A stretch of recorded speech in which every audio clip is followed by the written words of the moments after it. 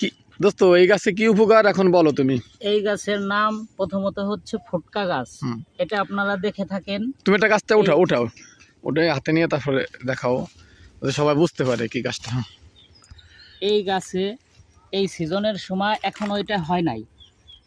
এই গাছটায় দেখা যায় যে শিকড়, এই শিকড়টা আমাদের অনেক উপকৃত হয়।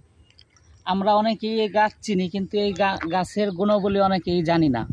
তাই সেই ক্ষেত্রে আপনাদের জানানোর জন্য বলতেছি, এই গাছের যেই শিকড়, এই শিকড় খুব উপকৃত হয়।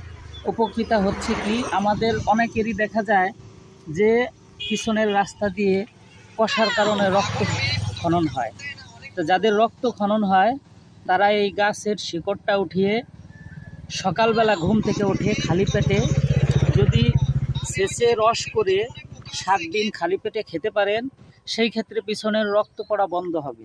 এই জন্য যাদের সমস্যা আছে তারা এটা খেতে পারেন, ইনশাল্লাহ উপকৃত হবে। গাছটার নাম কি? গাছটার নাম হচ্ছে হলো ফুটকা গাছ। আলহামদুলিল্লাহ, আমরা যে শুনতে পারলাম এই গাছটা ফুটকা গাছ।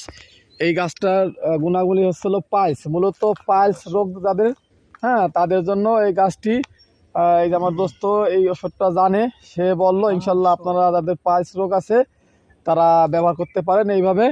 ইনশাল্লাহ আপনারা গাছটা ভালোভাবে দেখেন, ফুটকা গাছ। দোস্ত ধন্যবাদ তোমাকে অনেক অনেক।